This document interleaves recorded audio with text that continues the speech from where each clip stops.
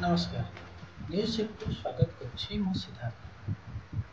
Bernstein reporter एक तथ्य सामना को आसी भारत में आर्थिक असमानता बढ़िबार लगी जहाँ गरीब हटाओ स्लोगान एक प्रकार धूआं बोली साब्यस्त होती।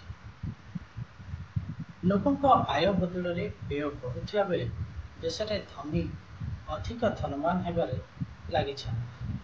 1% धनी परिवार पाखरे प्राय 11.6 लाख कोटी डॉलर मोट संपत्ति रही। प्राय 2.7 लाख कोटी लिक्विड आर्थिक संपत्ति रही। धनी वर्धित आर्थिक संपत्ति धनर परिचालना करुवा कंपनी लगी बड़ सुजोग सृष्टि कर।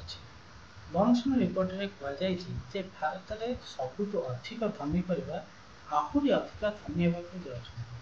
याद्वारा संपत्ति परिचालक संख्या अहेतुक वृद्धि पाई।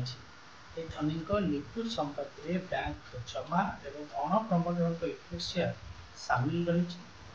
भारतीय परिवार धीरे धीरे निज अर्थित संचय और धनर सिंहभाग आर्थिक संपत्ति स्थानांतर कर। भारत पुंजी बजार में एभली योगदान वृद्धि पाइबार लगी।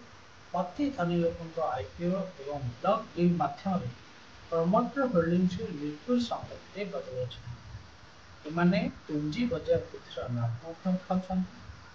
सेहीपरि स्टार्टअप इकोसिस्टम में धनी व्यक्ति एक नुआ वर्ग बाहरी। एथिरे प्रतिष्ठाता एवं प्रारंभिक कर्मचारी सामिल अच्छे। हाई नेटवर्क इंडिविजुअल एनएचआई संख्या द्रुत गति में वृद्धि पाଉଛି। अत्यधिक धनी लोकों एक गोष्ठी निज वर्धित आर्थिक पोर्टफोलियो परिचालना लगी वृत्तिगत परामर्शदाता सेवा मिलुछन्ति। तेबे परामर्शदाता बाजार में एबे भी अणसंगठित कंपनी एवं पारंपरिक बैंकर कर्तृत्व रही। 2.7 लाख कोटी संपत्ति स्वतंत्र संपत्ति परिचालकों संख्या मात्र 11% रही।